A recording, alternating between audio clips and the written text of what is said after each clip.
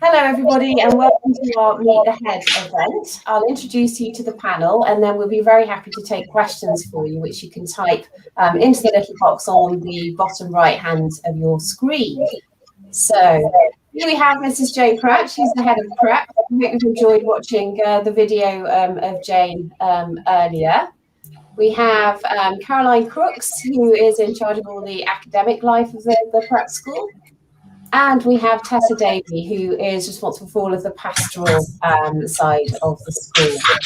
So hopefully we'll have some questions that come up. But in the meantime, I'll pop Jane back into the centre, who can have a little chat and say hello before we begin. Hello, well, good morning, everybody. And it's such a shame we can't physically see you. You can see us, and we're really looking forward to welcoming you to the prep school in a short while. I hope the film has given you a flavour of life at the prep school. It's a fantastic place to work. It's a real privilege to work with the girls here. It's an exciting place to be. We're all learning together. So, really excited to show you around. So please do, if there are any questions, do pop them in the chat and we'll aim to answer them. I was just going to say, so we've got some parents booked in for tours today, and we're really delighted that as you know, the government's roadmap moves further along, there'll be opportunities for you to come and see the school. So we have some of that going on today, even though the weather's not being kind. The next event that we have listed is the open morning on the 2nd of July. So there will be an opportunity to book tours on that date as well as we continue to progress. So please do contact Eloise at the prep school or prepadmissions@headington.org if you would like to book a tour. So really delighted to see some questions coming up now on the screen. So I will start to put those up for you. Jane, do you want to talk a little bit about the houses, Jane, at the prep school?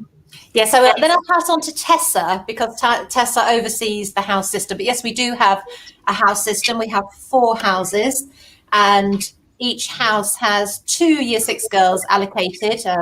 We do make sure that we give all the girls in Year 6 a leadership position, and those 8 positions are highly sought after. So 4 houses named after trees. We're a strong forest school as well, so we have a strong natural focus, and they are, now I'm going to remember them. So redwood, beech, oak, and Chestnut. There we go. Saturday morning. We've had these houses in place for years and years and years. So you flummoxed me there, asking me a question like that. So yes, Tessa, would you like to say a bit more about the house system and what we do?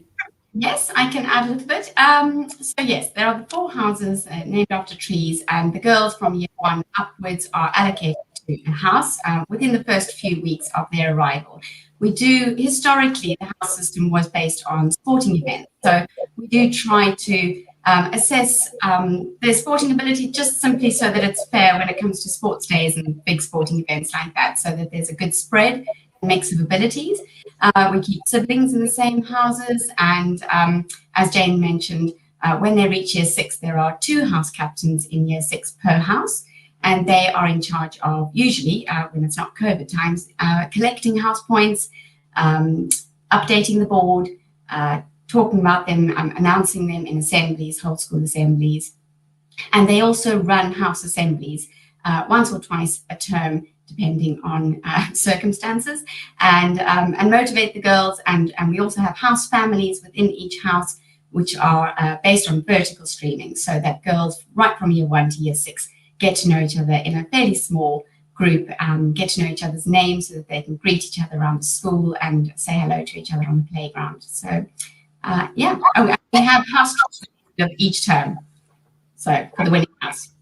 Lovely. Thank you, Tessa. I'm just going to put up another pastoral related questions as well, because obviously we've got some students that are moving to the UK. So how do we help them to settle in? Yes, well, that's very important. Non-local students, as well as local students who are new to the school, we have a very strong support group for support system for those children. So when they come to the school, they're allocated a buddy in their class, and that rotates because sometimes, you know, they need to get to know other personalities and children within the class. So that buddy is responsible for making sure they know their way around the school, introducing them to new friends, telling them about the systems, where things are, how things work. And as I say, that rotates. And very quickly, the girls do settle into a friendship group within the first few days, usually. And we have quite a fluid community. So new girls arriving is very familiar for our existing girls. And they've all been new at one point, so they know what it's like. And it does really promote our strong ethos of empathy, knowing what it's like to be new to a school, and the girls are really supportive of each other. I hope that's answered that question. Lovely, thank you. I'm going to put some academic related questions up now, Caroline, so I'll just pop you on the screen. So firstly, one about kind of progress through the prep school into the senior school. Oh, let's unmute you. There you are. Right. So, on the whole, our pupils automatically transfer to the senior school, and in terms of criteria, our goals, although we sort of look for a balance in the school, we are an academic school, so we are looking for pupils who are working above national average, and our average in the school is well above national average. We assess the girls as they come into Key Stage 2. So as they come into school, we're looking to see that they will manage and cope with the expectations of the school. But obviously we have some children that are joining in reception and Key Stage 1 as well. So as children come through the school, we're monitoring their progress all the way through. The class teachers and teachers working with them are monitoring all the way through. So we have conversations with parents all the time about how they're progressing. But generally, on the whole, they all transfer to the senior school. So in terms of specific criteria, we're looking for, academically able and above average, but also those children that really engage in their learning, love learning, and sort of make the most of all the opportunities that we provide in school. And in terms of quotas, I think we're not looking as much at quotas and numbers as, is the senior school really the right place for your daughters? And that's our priority, really, rather than sort of filling a particular quota. Jules, I don't really want to say anything more about quotas. Yeah, no, I can do. Obviously, if your daughter is accepted for a place at the prep school, generally that means an automatic transition through to the senior school. So if you have that place at the senior school, generally you'll go through. So that's how it tends to work here. So there's no exams to get into the senior school once you're in the prep school. You have that automatic place as long as that's been agreed with the head of prep. Right, let's just languages. So languages. So the girls learn French all the way through from nursery right through to year 6. So the aim is that they really get a really good grounding in one language, and by the time they get to year 6, are really confident at speaking and talking in that language and having conversations, as well as being able to, write and start to use some of the grammar that's applied to those different, to languages. And then we provide a range of other languages that the children can engage with through our club supervision after school. Lovely, thank you. I'm just going to put Jane up on the screen and pop this one up about aiming high, because obviously that's one of our key Edwina Bear aims, isn't it?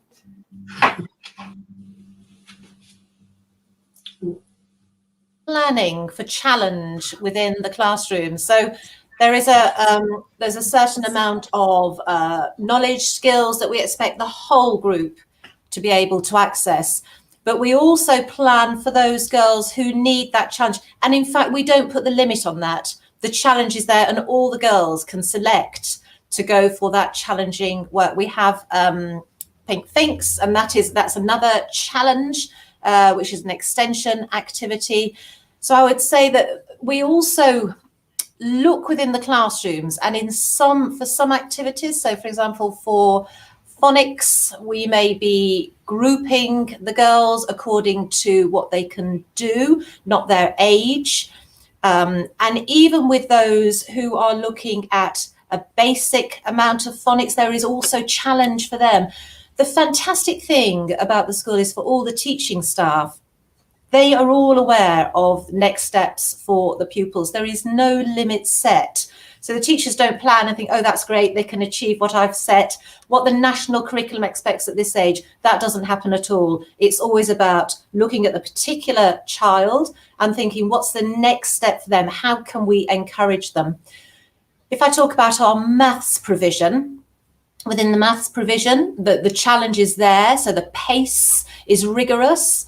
The knowledge and skills we expect from them, that's rigorous as well. And to make sure that the pupils are moving at a swift pace, we provide support for those children who may need consolidation away from the lesson so that they are then keeping up with the main group of the pupils. But within all lessons, as I say, there is challenge expected for the pupils. We also have a stretch and challenge program that runs throughout the school, not just for Key Stage 2, it goes for the younger children's as well, younger pupils as well. And that's really the aim of that is to broaden the mind, is to ask challenging questions, to encourage the children to follow their interests. And there as well, there is no limit. It may be a child may struggle with an aspect of phonics or may struggle with an aspect of maths, but that doesn't mean they're not high achieving pupils, because they may be really high achieving in their writing skills. The fantastic thing here is because of the high staff to pupil ratio, the staff know the children inside out and they know where the challenge should be. The pupils are all expected to take a risk within their learning, but there is support there in place. And it's all about knowing them. It's all about next steps. And it's all about the expectation, those really high expectations for the pupils. And as I say, that's done all the way throughout the school. Lovely. Thanks, Jane. I'll just put one up about class sizes, because that's always quite a popular question. We really talk about our staff to pupil ratio. So across the school, we're approximately 1 member of staff per 10 pupils. Now, that doesn't mean all our class sizes are 10 by any stretch of the imagination. It just means that we have a number of specialist staff. We have a learning development department. We are very generously staffed. Looking at the size of the class, we go to around 20 per class. Lovely. Thank you. If anyone has any more questions, please do feel free to pop them into the chat function there. Do you want to talk a little bit about co-curricular, or we're waiting to see if there are any more questions? Yeah, so shall I start and then others can chip in, because we have co-curricular. So we embrace the co-curricular provision. So we have approximately 80 activities which run throughout the school. So that's before school, lunchtime and after school as well. And it's a really wide ranging provision, plenty of sport, plenty of music, and other opportunities. So there may be relaxation classes. We have a debating class. We have an able writers class. We have language classes. There's something for everybody. And what we love about that provision is it helps the girls to find something they're interested in. So, for example, street dance is amazing. I see some of those girls in those street dance classes, and I wouldn't automatically have thought that's something that they love, but they do. It's all, that's the range is vast. And those activities really help the girls to develop their character as well. So it really does help them to develop their leadership skills, their confidence, their grit, their resilience. And part of that provision, that wider provision, are our residential trips, which run throughout, under normal circumstances, run throughout from year 3 upwards, and day trips. It is an exciting provision. I don't know if Caroline, Tessa, you would want to add on to that. I just wanted to mention, and it's not quite the same as a co-curricular, but also our residential trips that sort of offer the same kind of, those sort of skills outside the classroom of sort of independence and maturity. So there's a residential trip for year 3. This is normally, once we've passed COVID. Year 3, there's one for year 3 where they stay overnight for 1 night. And then year 4s stay overnight for 2 nights at a place called Ufton Court, which is an Elizabethan mansion. It's linked to their history projects. And then year 5 take part in the PGL programme for, I think it's about 3 nights. And then year 6, who Tessa will know a bit more about, they will do bushcraft. So I think it's 3 nights, isn't it, Tessa? It's 4 full days. We have done 4 nights in the past. It depends on the dates and availability. Yes. Lovely, thank you. Oh, sorry, it's not really extracurricular, but maybe in terms of extra provision and opportunities for girls to get involved outside the classroom as well in school life. We do have councils and committees and groups of girls who represent their classes as spokespersons. So things like eco councils, school council, where the girls get a chance to voice their opinions, make changes, make suggestions for changes, and get involved in other parts of school life. lovely, thank you. I'm going to pop this question up now, and I think I'll pick it up at the end, but I'd like to ask each of the 3 of you to tell me what is the facility that you like the most at school. Let's do it like that, and then we can finish up with the others. So Jane, shall we start with you? What's your favourite place in the school? I love the theatre, and I love the theatre for a number of reasons. I love it because under normal circumstances, you'll hear that phrase quite a lot, it's where the whole school congregates. And we have a fantastic sense of community here. And as Tessa mentioned, with the houses and those vertical groupings. So it means that the younger girls get to know the older girls. They'll wave at the older girls, or the younger girls vice versa when they come in. So I love it for that reason. I also love it because it's a space where the pupils can learn a whole range of skills. And primarily it's used for the performing arts. We're very strong on the performing arts. We have an ArtsMod Gold Award, a national award for the quality of our provision. And year 4s, this is Caroline and her team, recently produced Macbeth with year 4s, which was just stunning, absolutely stunning. Edinburgh Fringe worthy. I'd have paid money for a ticket.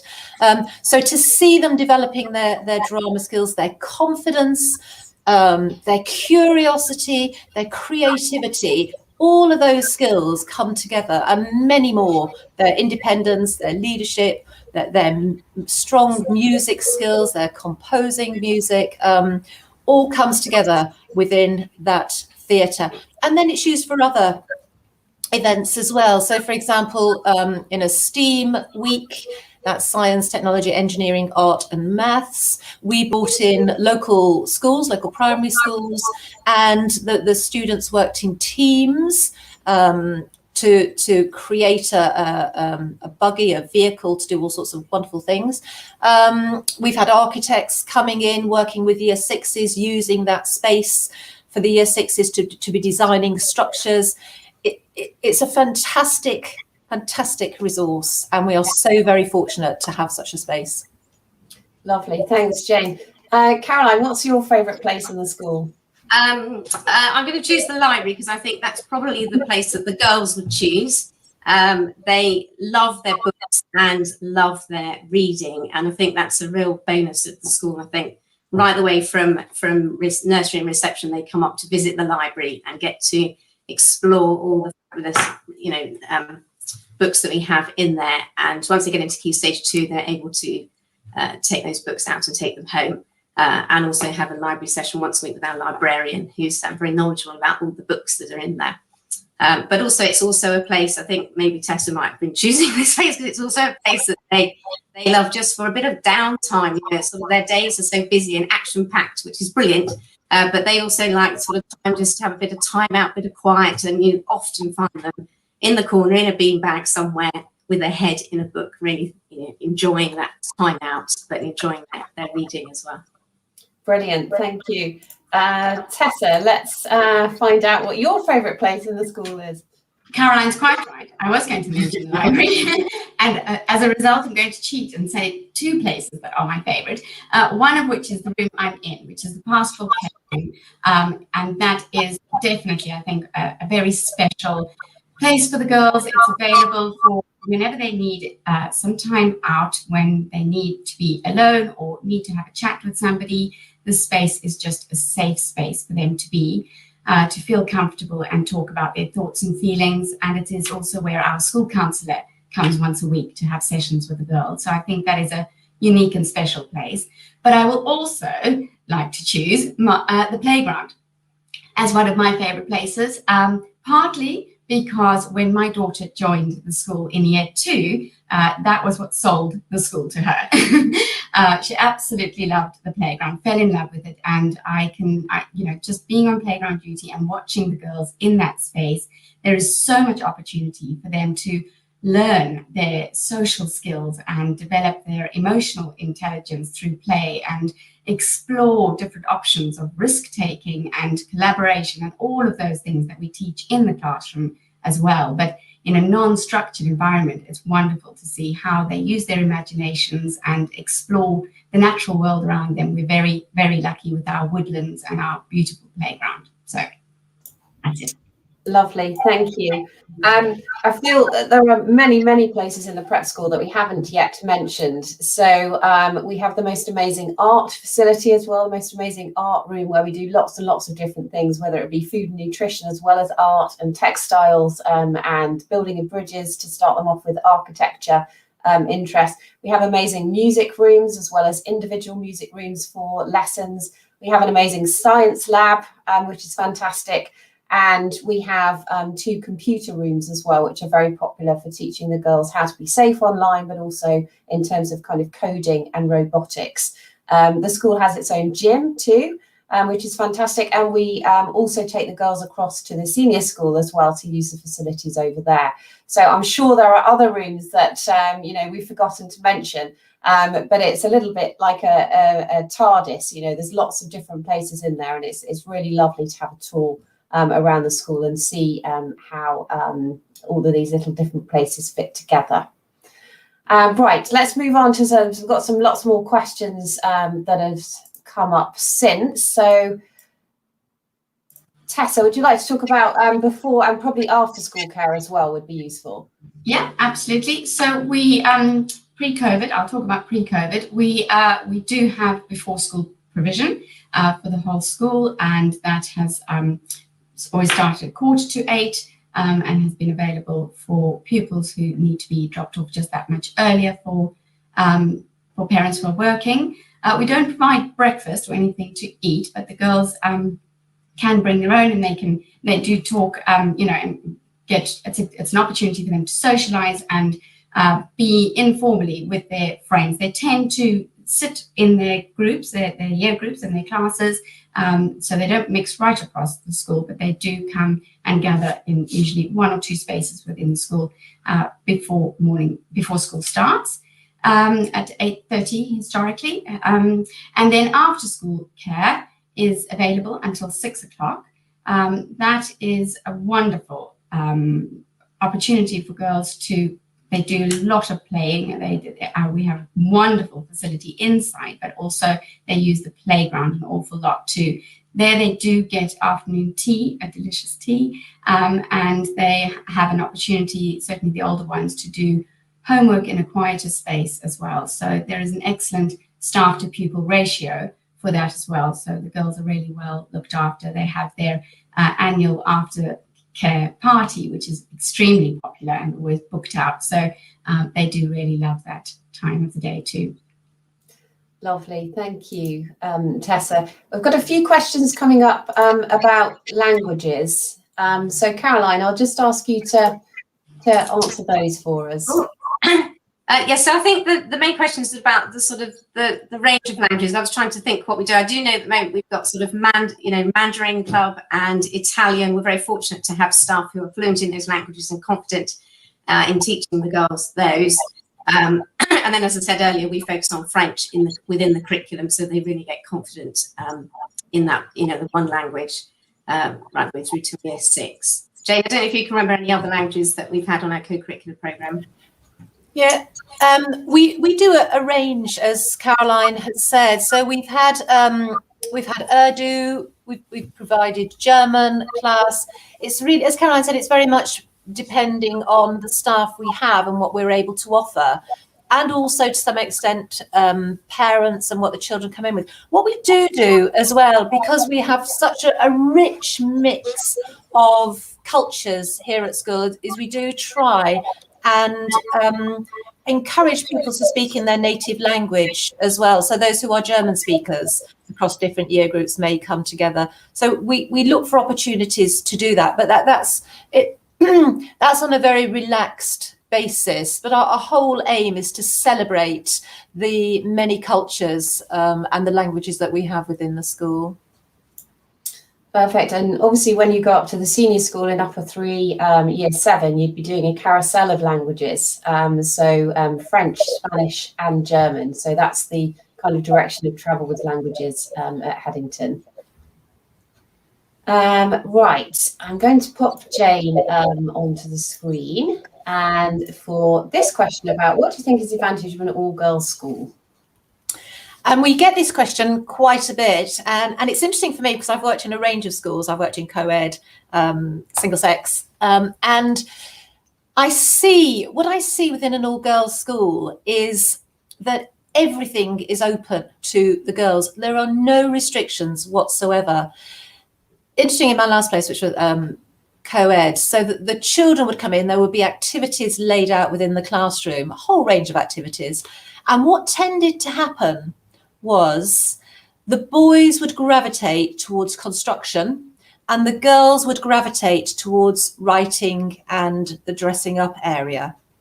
Now here we have all of that on offer, and so there is no expectation for the boys to be gravitating or for the girls to be gravitating one area and so on and so forth.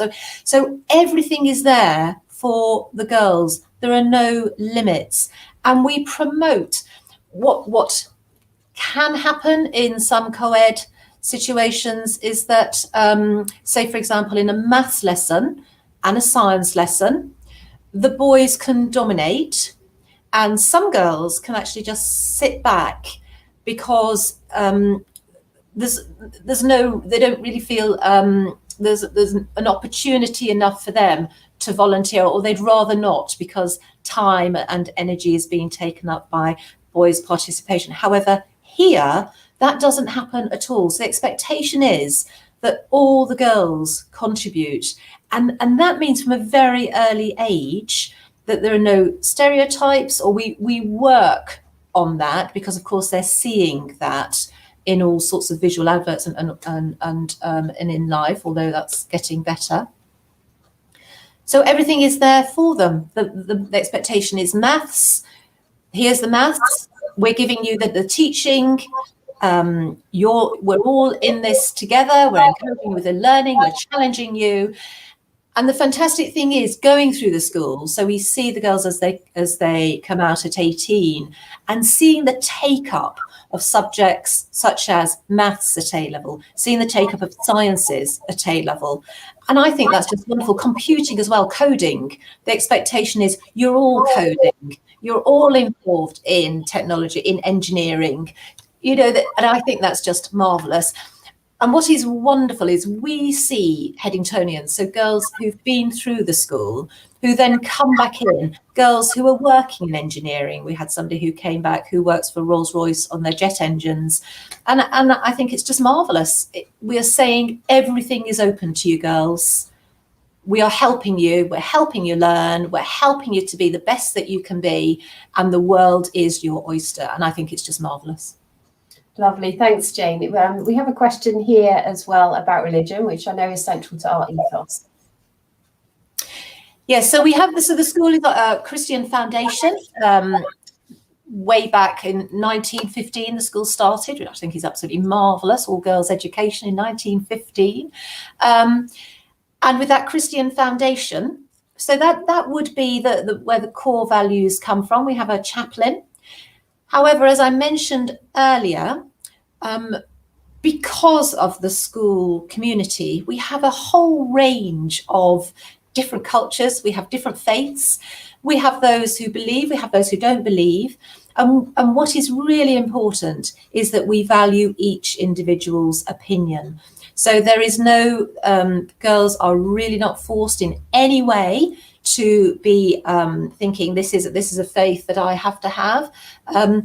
But what we aim to do is to culture a real tolerance and inclusivity. So yes, Christianity is taught in our RE program, as is Islam, as is Judaism. We're focusing, we're thinking of Buddhism. You know, we're very open, and we celebrate the pupils when they come in, and there may be a major festival of their faith. We celebrate that, and we encourage the girls to talk about it. So, and some of the girls, and that's what I love about the girls here, because we encourage them to be confident, because we encourage them to talk about their thoughts, their opinions. We have a number who say, I just don't believe, and that's fine for them. We accept that. It is a case of here we are, and here are different beliefs or non-beliefs. Lovely, thanks, Jim. We've got a couple of questions about how we've, coped with the whole pandemic, how we managed our online learning, and then there's some questions later about, safety and best practices, which we can come to. But do you want to start with this one? Yes. So during COVID, we worked very closely as a team, getting the program ready. And I think Caroline will be able to add on to what I say. So the learning was fantastic. We used Seesaw with the younger children. We used Tapestry with very, very young children, and then Google Classroom. So there were on live sessions. We had a really good balance between on live sessions, making sure there was structure to the day, with live lessons going on. And then also there were opportunities for the girls to be doing their learning, to be learning away from the screen, and then coming back in with the teacher. We put questionnaire out to the parents. We obviously questioned the girls as well, because we really wanted to make sure that the pupils were learning at a maximum, because these are, they're critical, they're young children. It's important that they're learning and that there's no gap in their knowledge. So we worked very closely with what the pupils said worked well for them and tailored the program to them. And we were really astounded, amazed actually at the way the girls responded to the learning, their growth in their digital literacy skills, but also their independence, and I think that really helps to prepare them, absolutely helps to prepare them for their learning as they go through. I don't know, Caroline, if you want to add on to that. Not hugely. You've done quite a thorough job. Say that, as practically as possible, we managed to provide a full curriculum. So, as well as that academic, we were able to sort of do the, arts and, some of their history and geography, which they love doing their sort of those subjects. And it's sort of carried through into now. So their digital skills are amazing, and we're able to, I've noticed a question about homework, and it set us up really well for procedures and processes that we're using with homework as well. Whilst you mentioned homework there, do you just want to kind of answer this one? Yeah. So yes, they do get homework through Key Stage 2, and it builds up from year 3 right through till to year 6. The main purpose is, well, there's a couple of reasons for doing homework, but one of them is to consolidate the work they're doing in the lessons, particularly those sort of factual information like times tables, vocabulary in languages, and then also to develop getting into practice of doing that homework, handing it in on time, getting organised. So all that sort of kind of organisational stuff for the girls to get used to, particularly as they get into year 6 and transferring over into year 7. So by the time they get to year 6, and Tess will be able to chip in and tell me if I'm getting it wrong, but by the time they get to year 6, they're getting homework virtually every evening. They get French homework, they get maths homework, they'll get English homework. they'll have some kind of project homework that maybe take them a couple of weeks to do, often linked to their topic work. And it'll all be posted up onto Google Classroom, so the girls will be able to pull the resources they need, talk to their teachers about it if they need to, and also submit it on there. I think it helps the parents at home to see what homework's been set. It's really clear for them to see. And that's also another purpose of homework, is you'll get to see a little bit about what they're doing in school and join in a little bit, especially some of their project work. I think they sort of really enjoy letting their learning run in a slightly different direction, get them to explore a bit more where they might not have so much time in school with a sort of tight timetable. Lovely, thanks, Caroline. I think we're coming to the end of the questions now, but I'm just going to quickly pop Tessa, if you don't mind. There was a question here about, obviously, COVID has been a very unique season. I just wondered if you could talk pastorally a little about how we've helped the girls cope. Yeah, absolutely. It has indeed been a very difficult and distinguishing period of history, really. And I think it has actually provided, in a strange way, a unique opportunity for teachers to get to know girls in a way that they would never normally get to know them just in the classroom. Being able to see each other, and it worked both ways, girls in their natural home environment and equally teachers, I think broke down a lot of the barriers and created a sort of informality and intimacy between the teachers and their pupils in a way that we'd never normally be able to see a pupil's pet, for instance, and have an opportunity to talk about their very much loved creature. And that was a real opportunity for girls to share a part of their lives that often gets overlooked, perhaps, in the classroom, especially the busyness of the school day and the schedule that we keep to.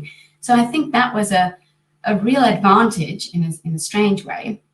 And I think, keeping children safe, that was another good opportunity for us to really be able to show, because until then it had been very much theoretical, this online safety and the need for it.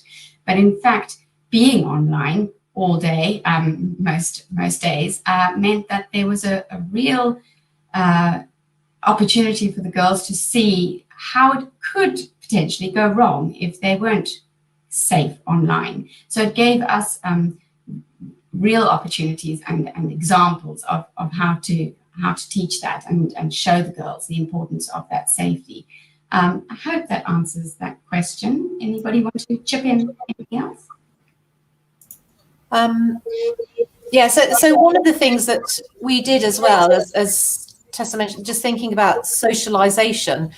So yes, there was a real intimacy seeing the girl. I popped into a few of their break times. So the staff was so creative in thinking of what can we do to get the girls together, because it was that socialization that we felt that they were missing.